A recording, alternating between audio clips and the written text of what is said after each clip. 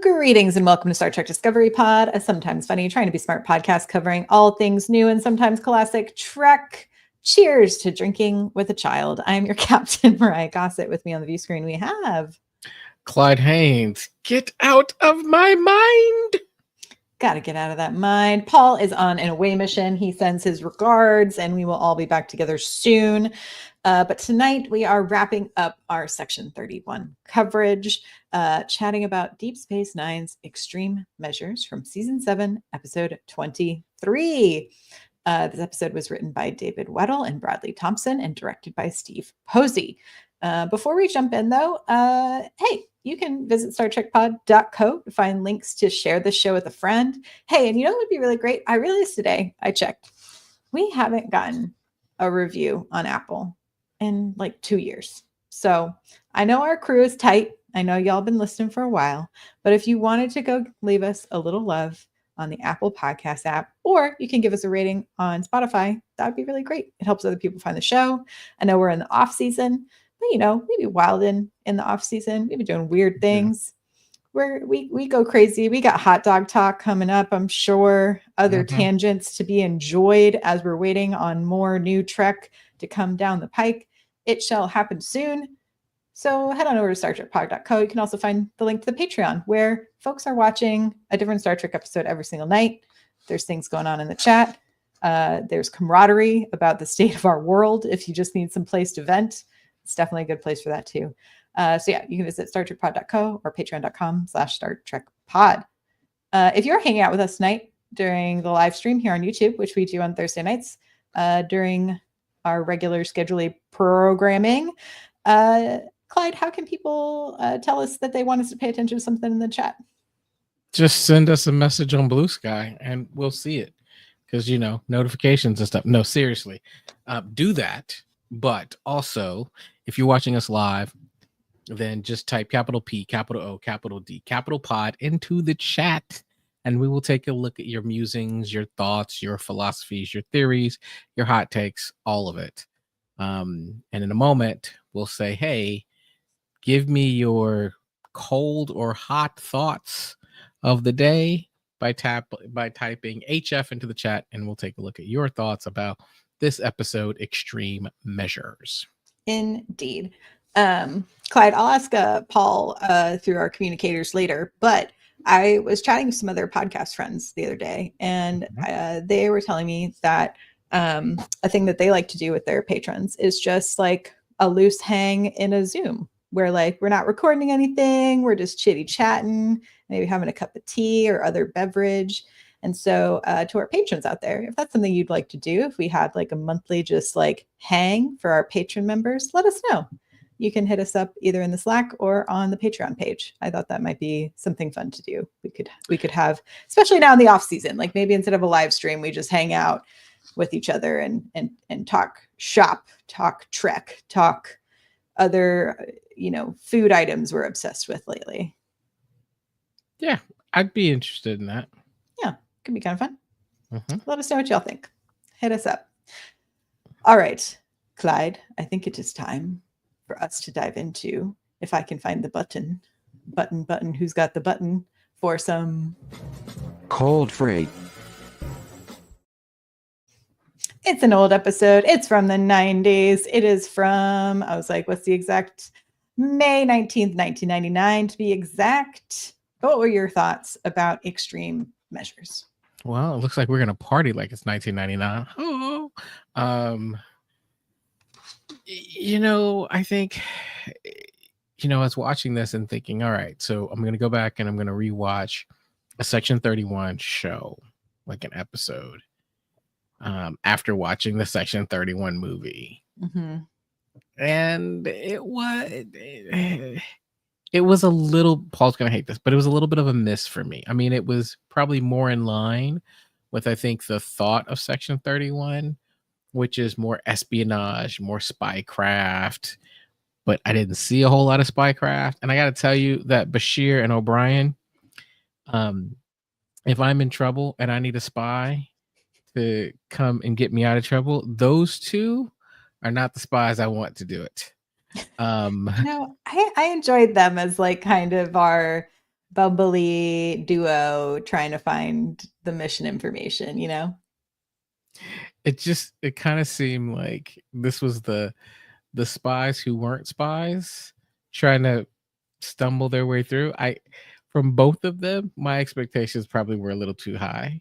I think I went in thinking like, well, Bashir has some, augmented skills, and Mhm. Miles O'Brien is from TNG.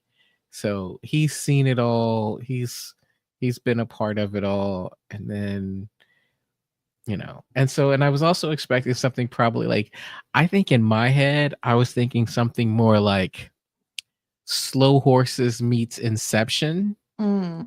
And They're going in the brain. Mhm. right. And I didn't quite get that. But overall, there were some elements that I thought kind of worked, and some elements I thought were like a little, Yeah. the payoff wasn't there. I think to me, this was more of like, I think thematically what I expect from Section 31, in that we are getting, this is part of a multi-part, story arc in this particular season, where there is, stuff going on with the Breen, there's stuff going on with Section 31, and then Odo gets sick, and then it's like, oh, it's actually a part of a subplot for a genocide. And like a lot of those things all feel very Section 31 to me. And like how we've come to know it. You know what I mean? Mhm. Where it's like they're doing those things that we would compare to like the US's CIA department, like going in and meddling with other governments to the benefit of, the Federation, quote unquote. But it was the first time I've watched this particular set of episodes in a long time, and like Mhm. it felt like, before we got on, I was like, oh, it feels like the C plot got a whole episode, whereas like I had kind of wished we had gotten a little bit more of like, oh, let's go follow Kira for a little bit, and then we can come back to this. Like she goes off on this really epic mission. Um, yeah, so I was a little. I it felt like an episode I could scroll my phone while I watched a little bit. You know what I mean? I know exactly what you mean. But do you Um, remember what your do you have any recollection of what your first reaction was when you first saw this episode? I was thinking a lot about that because and I'm trying to compare, because some of these things, it's hard when you think about the fact that it's almost 30 years later. Yeah. And I think so I was comparing it to like episodes that I've rewatched with things like TNG or Mhm. Stargate SG-1. And when I realized that, to your point, that what makes this challenging is I've seen those multiple times between now and 30 years ago, right? Like, Mhm. you pull a random episode of TNG and I promise you I've seen it in the last 10 years, right?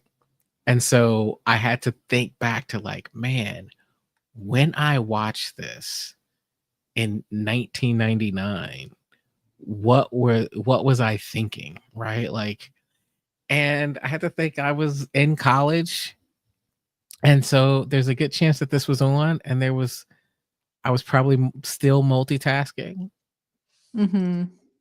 because I'm thinking, for me, this was a story that centered upon three kind of primary characters: O'Brien, Bashir, and Sloan.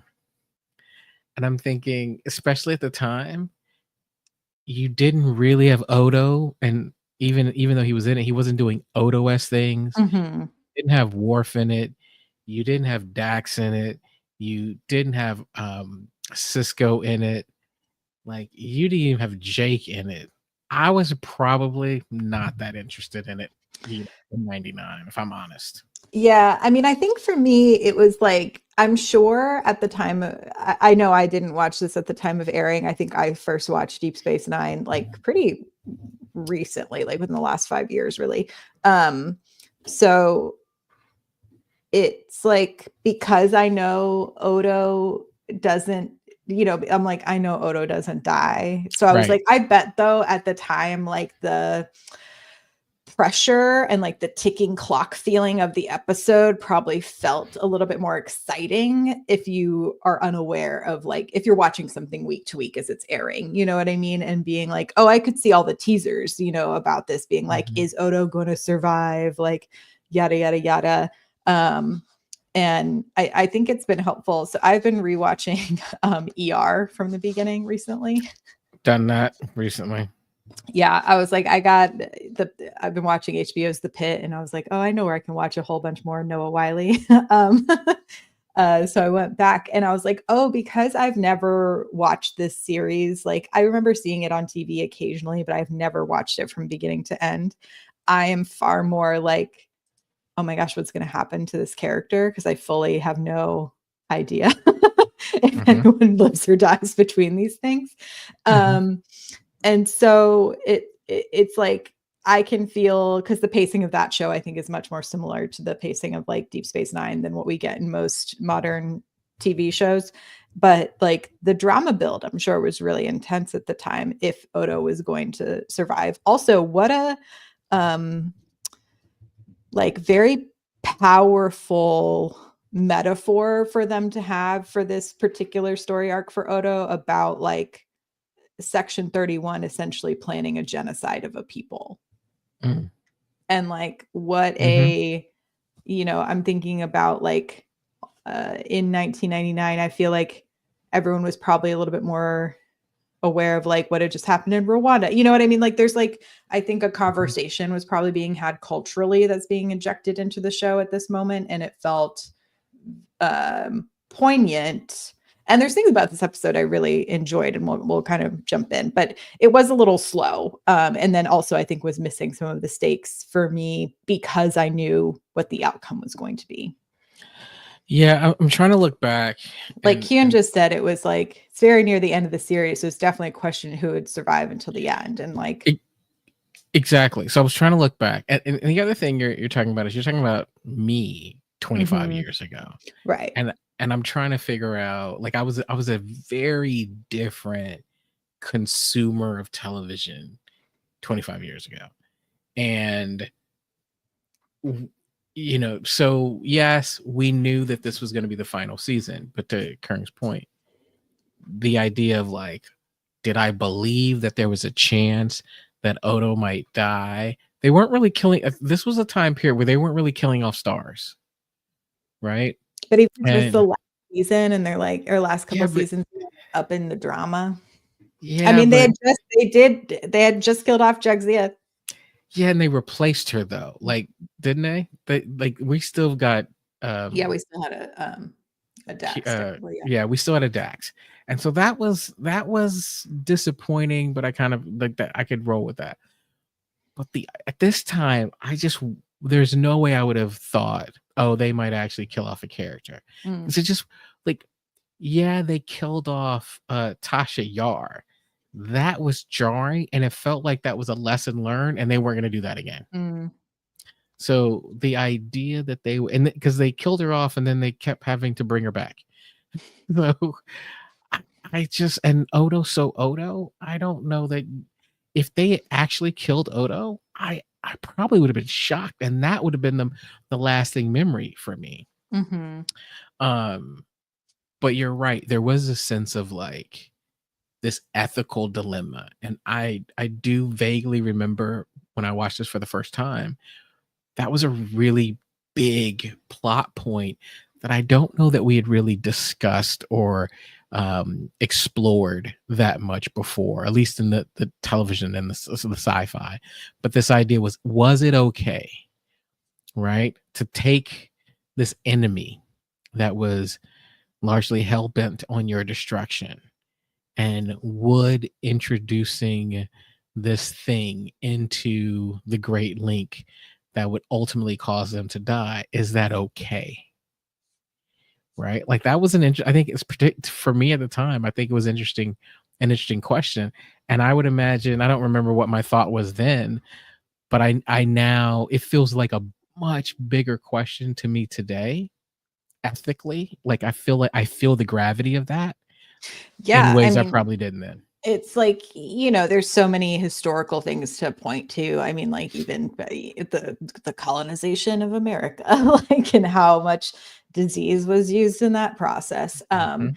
against the indigenous people of Turtle Island. And so it's like, uh, I think I can feel they are taking these questions we have about like this idealized version, like the idea of America, the idea of the Federation, and like what happens when you know about all the deep, dark secrets, and sometimes not even secrets, open history of how this country was founded and created, and all of the violence that goes into that. So that's really interesting that it's like, oh yeah, Section 31 is totally fine with wiping out. I thought Cisco's reaction to it was Mhm. like what I'd hope everyone's reaction was like, oh wow, something sanctioned by the Federation is literally okay with committing genocide on an entire population.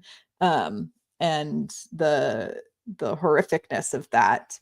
And then to me, what's kind of funny is they're trying to like balance it with like Bashir being like, I'm going to use Romulan tech that we're not supposed to use. I'm going to use all this stuff to like get into his brain to be like, I can also use my dark and twisty ways to get the things that I want. But I was like, Bashir, it's like the lightest form of like, I don't know. You know, But I thought it was like interesting that essentially he's like, I'm going to use this Romulan tech. Oh no, he's essentially like cyanide pilled himself, Mhm. like Cold War style. Lots of Cold War coding and all of this, all throughout Deep Space Nine. And then he's like, oh, well, I've saved him enough that we can now go inside of his brain so I can find it.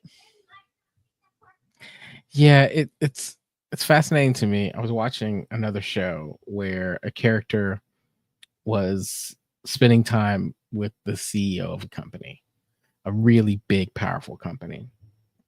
And the friend character of the main character said, like, look, I understand that he seems nice, but anyone who's the leader of a company that big, there's some shady stuff that they've done. Mm-hmm. And that is a take that I think is a take where when I heard it, I was kind of like, yeah, probably. But that's something that I think of today. Back then, that would have been a completely novel concept. And I bring that up to say that's what Cisco was getting at, right? It's this Mm-hmm. idea of like, here we are, we're supposed to live on this ideal, right? Like the Federation or America, like we're supposed to be this ideal. And yet there's this underbelly that looks at and says, hey, we're the group that does the stuff that you can't stomach so that you can live the way you can. And then there's this the question at hand becomes knowing what Section 31 has done or is trying to do. Like, how do you feel about that? Like, do you feel that they're a necessary evil, or do you feel like their actions are deplorable, especially in a time of war? Like, that's Mm-hmm. a nuanced and complicated question, and I kind of wish they had done a few more things with that question in this episode. That's what jumped out at me in 2025 that didn't Mm-hmm. jump out at me in 1999. Yeah, and I mean, obviously there's been so much more, I think, historically and contextually that's like come into the forefront of most people's knowledge about like even why we go to war for so many things, especially in a modern era. I think that is something I hope that it's like that's the thing where if we had gotten a Section 31 series, I think would have been an interesting thing to explore, right? Is I think the concept of war currently in society is so unnecessary and really perpetuated by like people's greed. We're not living in a time where we're literally having to fight for Resources. resources. Like there is literally enough and food on this planet to feed everyone, but there's people who monetize it in a way that makes it so that we throw that away instead of feeding everyone. So it's interesting to think about even in this idealized future. We have wars. We have the temporal wars. We have the Dominion Wars. We have the like. It's interesting that even in a future that's supposed to be potentially utopian, that war still occurs. And I think that says something else about our culture, right? Like, Mhm. if this was a show that was truly utopian, it's like, could we even handle it? Well, I think that's where, I wonder, especially with like Tawny Newsome and Justin Simeon taking over and writing a comedy. Because to me, if there is no huge conflict, it then just becomes interpersonal conflict, which is usually where things like comedies live Mhm. over, dramas. Um, and I think is Utopia a comedy? Is that where I'm landing right now? Is that a show that is truly utopian has to be a Uh, comedy? I mean, yes, right? Because Yeah. what you're saying is, if there's no external conflict driver of action, then it then becomes the conflict between people. And Mhm. the only way you do that in a utopian society is it has to be funny, right? Like, at that point, you're not upset about the neighbor trying to kill you. You're upset about the neighbor annoying you, Yes. right? Yeah, it Like, becomes how do you get along, right? Because mhm. like to me that is yeah, it would have been interesting to get there, but I guess coming back to the episode at hand, um, you know, it's uh, everyone in this episode makes moral I guess plays on the spectrum of morality, right? Like there's the very far end of the work section 31 was doing in this particular case, which is like the most extreme um works of morality at play. And then you have something like Bashir deciding to use the Romulan mind probe and then ultimately using, I wrote it down so I could get it right, multitronic egg, egg anagrammic interpreter. Can you imagine being an actor and getting a script and seeing all the techno babble and having to be like, can you say this for me? Can you I tell me how mean, to say it this? would, especially early on, and I think in your career, or if you're first sci-fi, you just be like, "What is wrong with you people?" And then by your seventh or eighth series, you're like, "Yep, I'm good. Yeah, whatever. Yep, let's Like, go. I'm used to it." I Um, also thought it was interesting that they wove in the Tale of Two Cities as a part of the mhm. episode kind of plot point because it's the haves and the have-nots and sort of the story of the ideals of utopia as well within that particular book, um and being able to be like, hey, we're still in the brain, this book's not right. Right. um what would your brain look like if we were to take a trip? Jeez, that is a loaded question. One, it would probably be on a ship, Hmm. right? Like, if you were in my brain, like, weirdly enough, most likely it would be some combination amalgamation of like TNG Enterprise E and Hmm. Battlestar Galactica, right? Where kind of shinier like Star Trek, um, but more of say more offensive capabilities like Battlestar Galactica. But I think it would be this idea of like there are a lot of places to go and compartments. Mm. And it's the thing I think about when I think of, both of those ships is their hidden nooks and crannies, Hmm. right? So in Battlestar Galactica, you've got all these weird places where people hide and have secret conversations, right? And then, of course, in Star Trek, you have the Jeffries tubes. Those would be the things that you would find that you're like, oh, I'm surprised by that, right? Like, things that wouldn't seem to quite fit. For example, like for the most part, I don't enjoy country music, Mhm. but there are a couple Garth Brooks and Reba McEntire songs that I actually really like. Right? Like it's that type of stuff where you're like, oh, well, that doesn't quite fit everything else. And so that's a room that you stumble into. And then mostly everything else would be fairly structured and logical with, just like both of those shows, a fair amount of like romance and confusion and tropes thrown in, right? Yeah. That's what my brain would look like. I like that. I like that. Have you seen the show Extraordinary? It's like a British comedy. It's pretty fun. I think that's on my list of things to see at some point or something like that. It's good. The log line's essentially like everyone at 18 gets a superpower, and then the show's about the girl who at 18 never got a superpower. Yes. I think I was going on I was going on a trip or something, and I downloaded it, but I don't think I actually watched it yet. It's cute. I really like it. And in the second season, the girl with the superpower is seeing a therapist, and part of the therapy is like, she goes into essentially her mind palace. This is no spoilers. I think it's on Hulu. It's a really fun show. I enjoy it a lot.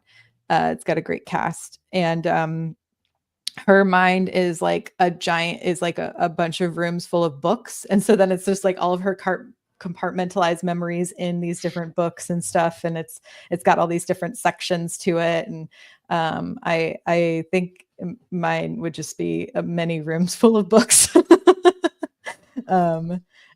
Like when she's like, oh, this is what the inside of my brain looks like, and I was like, I think that's what mine would also look like. Yeah, I might have a lot of holodecks on my ship where you'd walk in and just be like, what in the world is going on here? Yeah, I just thought, I was like, oh, that's a clever way to like visualize that. So I enjoyed that a lot. I also really, so in this episode, coming back to it, O'Brien just being a I love my wife guy the whole time was like, I thought a fun, kind of repeated joke throughout the trials and tribulations inside Sloane's brain. I did, however, at the very end, when they did the whole, like, they cheers, and it was like, because you love your wife, and he's like, yes, because and I was like, oh no, are they still in it? Like, I was like, check the book. I had the same thought. Especially when he got like the bullseye dart at the end. I was like, interesting. But yeah, I thought all the like, it was interesting to see how they interpreted Sloane's inner thoughts and feelings, like having the room with all of the family and his wife being like, thanks for killing him. Like he's never been around. I was like, woof, dark to be like, the only way this man sees peace is in death. Well, and also I think that's the interesting piece. So you talk about what would your mind look like. I think the structure is one thing. The true question would be, who would be walking around in these rooms and in this structure, and how might they act? Because then that tells you not so much who they were, but how you perceive them.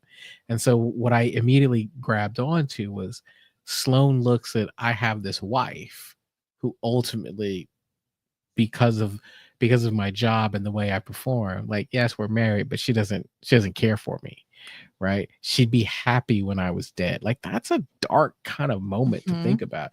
And so yeah, that was one of the things that I looked at and was like, man, even in his mind, people don't like him. That's a hard place to be. It is hard. I also thought it was interesting that they were able to get Sloane in when, like, in it all, that Sloane wasn't really able to see that it was a bit of a trap. I was like, oh, is Sloane just like bored and wants to come in? You know what I mean? Or just investigate if this was true or not, and then fell into the trap. But I mean, to Sloane's point, from the first time he showed up, he thought Bashir would have been a good agent, and seems to be good at setting these little traps for him, at least. Obviously, because it is serialized Star Trek, they save the day. They get Mhm. the formula. I did think it was clever, the idea of like that inner turmoil being the two Sloanes and how one was like, I'm trying to tell you, but someone's blocking me from it. I thought that was effective. And then like having to continuously battle like essentially the dark side to get what they need out of it. Um, but yeah, it was kind of like a lot of how many ways can we stop Bashir and O'Brien from getting. It's like we just had to set up enough of an obstacle course for them to Mhm. get to what they needed at the end. Um, if they had to um, set up a distraction for you in that giant office full of pads to get you to not find the formula, what would distract you the most? You know, it's interesting because I was like, I thought the distraction of, hey, you how to bring down Section 31. Like, I was like, oh, that's Mm, a good one, mhm. right? Because that, if you're trying to fall into this hero trope, that becomes the case of the greater good. Mhm. Oh man, we could lose Odo, but we could shut down this entire thing. Isn't that Yeah. better? Um, I think And for what do you think's me, on that pad? Like I'm very curious. I think for me, it's like it would be hidden mysteries would be Mm. distractions, right? The unanswered questions, the things that Here's the location of Atlantis. that would be a good one, right? The metaphorical who killed JFK, like that type Mm, of stuff, mhm. like that would be that would distract me in an instant. All the questions like Yeah. what really destroyed the like that type of stuff, like I would just be like, wait, just give me a minute, I just need a minute, I just want to read Mhm. a little bit here. Here's exactly how the Big Bang happened. Exactly, Like, right. Hmm. yeah, So that what would does be God look like? Oh, you got that? Like, okay. scroll, scroll, Oh, scroll. yeah, we way off. Like, okay. Way off. All right, biblically accurate angels really were what we were thinking. Like that's the type of stuff, like all those questions, I would be distracted. It would be like squirrel. I just have a Yeah. handful like pads and books. Like, I just need one more minute. Just give me Please. just give me a second. Just right here. And he'd be pulling up and be like, just almost. Just Mhm. Yeah. yeah. Well, speaking of it, did you see they just recently think they finally solved the Jack the Ripper case? Did you see that? I saw a headline. I didn't read the article. Yeah, it was interesting. It was a guy that they had like brought in essentially, but never pinned it on him. But anyway, solving mysteries. Mhm. Cold Um cases. one day they will finally take in Ted Cruz for being the Zodiac killer. It's a joke, guys. It's a joke. Joke. It's a Please. joke. Don't take me in, All of a please. sudden, StreamYard just shuts us down. Yeah. Chupi, yeah, they did. They did. It was like quite the talk of the town and all my like uh, uh true crime podcast companies I've worked with.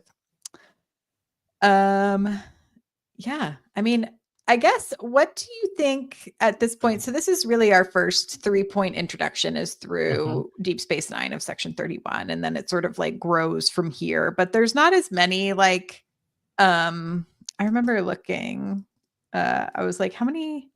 I think there are 3 in There's 3 in Deep Deep Space Space Nine, Nine, but we and were then like, there's it's quite a like few in Enterprise. Discovery. Yeah, Mhm. and then there's only 4 in Enterprise. So really Discovery does the most work to build it out, and then also like Star Trek Into Darkness if you want to go into the Kelvin verse of it all. But Well, but that's yeah, why I thought a series was such a good idea, because I think right. what Star Trek does is there's an author. He's in more the fantasy sci-fi part. Yeah. Oh, I was gonna say, I Patrick, know Jessie Gender did a big deep dive into the movie, and in it she includes some stuff about like the books. There's a bunch of Section 31 books. So yeah. Well, I'm not really thinking about those, but Patrick Rothfuss, he wrote the King Killer Chronicles, and it's supposed to be a trilogy. He wrote two. We may never get a third book. But what's interesting about it is, and as he's writing, he tells all these like half stories. There's all these mentions of all these things that you don't really have time to get into. And it becomes like, so then when he wants to do like a novella or a short story, Mm. he just goes back and can kind of create these little mini projects that I see in Star Trek all the time, right? Mhm. There's all these things that they introduce and then they move away from, and you're like, oh, if you really wanted to, you can come back. And so we see things like, if you wanted a whole series on Orions, you could do it because we only know a little bit, right? Like we've gotten more about Orions in Tendi and really Discovery than we ever got before. And so you could do that. I thought that Section 31 was prime candidate for something like that because we've gotten little bitty pieces. And I say, especially with Discovery, it became so fascinating that you're like, what? I need more. And so just organically, it became this thing. There's a dozen of those that you could do, like when you and Paul do your Klingon Game of Thrones, which I like to call the House of Moog. One day, House of One Mogul day. eyes. So I think there's a lot of that stuff. And when I look at this, I'm thinking they were just scratching the surface. I don't even know by this episode, I don't even know if they knew what they had with the idea of Section 31. Yeah. I think it was a vehicle to kind of do some spy stuff. But I think we start to see it evolve. And by the time we hit Discovery, it's like, oh, wait, we could really do some things with this. Yeah. I think it's also like interesting, like the trends of like what's sort of popping off at that time, because I was like, when did, in the 90s, we also have sort of our resurgence of Bond is still like kind of going on. I was like, what era of Bond? We're in the Pierce Brosnan era of Bond, which is also kind of campy spycraft, which is like an interesting place to be playing around in. You have the Gulf War going on. It's like, what are the things that are sort of influencing the writer's room at this point, Yeah, I was thinking, I'm wondering, like, when did the Naked Gun come out? Oh, good question. It was 88. Okay, yeah, so a little, and then 91 and 94. Just thinking, because you're talking about the campy spy, like I was thinking, like, what was going on? Because the truth of the matter is, if you think about where we are today, it's different, right? Like, first of all, not only has technology changed, but what we're okay with has also changed, right? You talk about the pit. My daughter walked in to the pit the pit being on, and immediately she was like, "This is a lot of blood. This is a lot of blood." And that's true. And so you compare that to when you watch ER, there's a lot less blood. Yeah, well, it's interesting. There's even a progression, I think, in ER. I think at the beginning, they're like a little bit of like, we're going to be shocking and it's going to look really accurate, but then you can kind of slowly see that fade for a while. I think like the pilot is pretty intense and then it sort of fades into traditional TV. But like, I watched an episode this week that's from like season 4, and it's like a pretty brutally bloody episode, and so I think it also probably fed into like when did I'm trying to think of like when did those TLC like Real Life in the ER, do you remember those shows? Yes. Like those had kind of popped off, I think, at that point. So I think like people were starting to become less and less affected, I think, by like gory stuff. It's also hard for me. It's hard for me to like, Jordan will often walk in while I'm watching ER and he's just like, whoa, gross. And I'm like, that's me. I'm turning around and walking away. I'm like, oh, nope, I'm out. Tapping out. No, I can eat breakfast and watch ER. No, ma'am. But I think that's important to just think about, because it's the time period, the context is important. And so when I look at this and I'm going, and it's Star Trek, which has always been a tad bit more cerebral than it is action packed, at least at this stage. And I think there's some things that I'm looking going, they also were working with a fixed timeline. Today, if you needed 75 minutes to tell your story, you could probably get it, right? In 99, they were working with a strict time frame with commercials and that format. And so I think that's what we see. Again, I think this could have easily, if they had a couple extra episodes, if they had done this a little bit earlier in the season, there's some things they could have done here. But you can feel that this is kind of wrapping things up and headed toward the end. Yeah, I was looking at like what was kind of going on towards the end of 1998, kind of when they were probably starting to write these episodes and, early, since it was May. I mean, it could be to early 99, but, like this is still when like the troubles are happening in Ireland. There's like the overturning of Hugo Chavez in Venezuela. That's probably accurately what this was pointing to, is the CIA's involvement in Venezuela. The Iraq disarmament crisis. There's all kinds of stuff to point to. It gets real messy. But that's one of the things I love about Star Trek is it taps into what's going on. Well, yeah, it's also like the Y2K of it all is looming, I'm sure like all of those anxieties are there. Interesting. Man, do you remember how riled we all were about Y2K?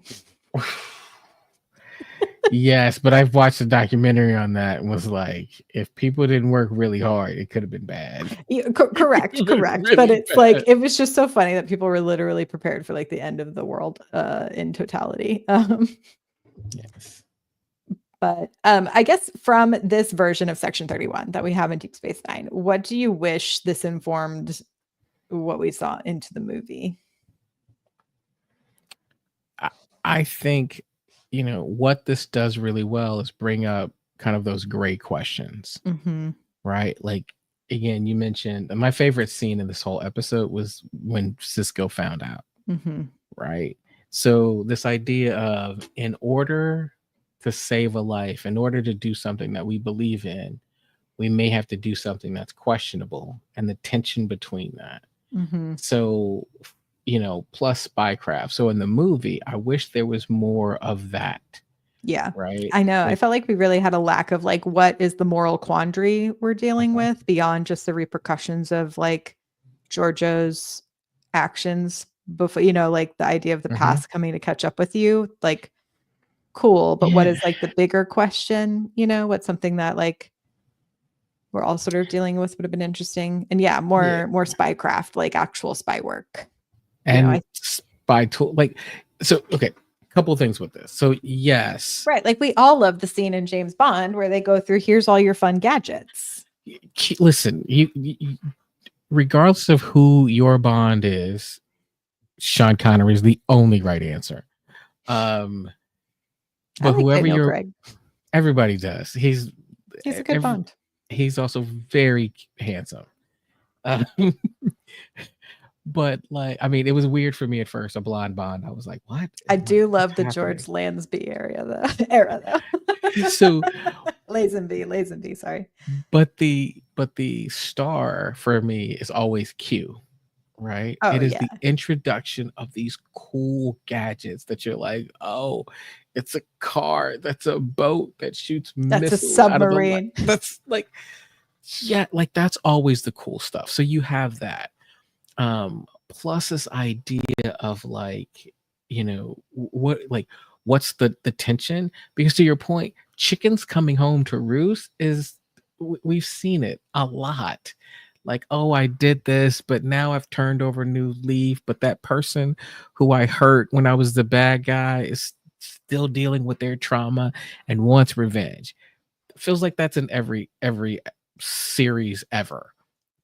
So I could have done less with that and more with like cool gadgets, more spycraft, and some dilemma. And I'm trying to think of like what that dilemma might have been, but like there's an episode of Discovery where they were looking at spycraft, and I think they were trying to decide whether or not they were going to like destroy the Klingon homeworld, right? That had tension in it that I was like, oh, well, I can. And then this decision of we're the Federation, we don't do this, Right. That is what I was looking for. Yeah. It would have been nice. I'm a big fan of Thunderball. I love the underwater bonds because they're just a mess. They're such a mess and they're so funny. I mean, when I was a young boy, the more like the earlier, like really misogynistic ones were fascinating because it was kind of taboo. And then as I got older, I was like, that's kind of ridiculous. But oh yeah, they are ridiculous, but so fun. Absolutely. It's like, when you watch early Trek, you know what I mean? When you watch like the original series, very similar 1-to-1 vibes. It's like, huh. Oh, okay. Right. Like that skirt, really? Why? What was the point of that? Yeah. We and the leads love a blonde. So listen, as a certified nerd, okay. I mean, I wasn't only a nerd, but I was accepted in that world. When it comes to sci-fi, I always have to look at the creators and going, I understand that this is your opportunity to see a woman in a short skirt, but get a grip, bruh. Just like, what are you like? I know it's like, I get it. This is your moment. This is your moment in the sun. Revenge of the Nerds was not far off from reality, right? That did not age well. Oh no, it does not. That's so many things wrong with that one. So many things wrong, but I should never stream that ever. Like, well, I think that's it for this episode, y'all. We have been talking about doing, I think, the OG animated series. I think that's like kind of the one we've spent the least amount of time with, and it I think has enough episodes to tide us over until a Trek series comes back. We haven't gotten any dates yet. Hopefully soon would be nice. So yeah, let us know what you think. Let us know about doing those like Zoom hangs, happy hour, tea time, whatever we want to call them. Remember to subscribe, rate, and review on Apple or Spotify. You can find links and more at StarTrekPod.co as well as patreon.com/StarTrekPod. We're also hanging out over on Blue Sky. Thank you, Karen, for helping to run the Blue Sky account. We've left the terrible place, so you can just find us over on Blue Sky now. Anything to plug, Clyde? To plug. Not really. No. Cool. Yeah. If you are in the Los Angeles area, I am producing a fundraiser for the Humanitas Groceries for Writers program at the Elysian Theater on Thursday, February 27th. So that will be a night.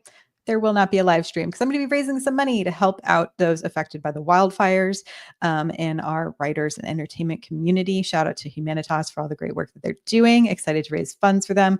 It is called And the Award Goes To. We're spoofing the Oscars. So if you want to come see a bunch of really talented creators and comedians, we've got a bunch of the people who are on Dropout. If you're a Dropout fan, we've got Dropout people on the cast. We've got people who are WGA nominated writers. We've got people from TV and movies and all kinds of fun places, UCB cast. It's a really stacked crew. So come join us over at the Elysian, February 27th, 7:30 p.m. Tickets are on sale. Help us raise some money for a good cause. So until next time, y'all, live long and prosper. Bye-bye. Take care.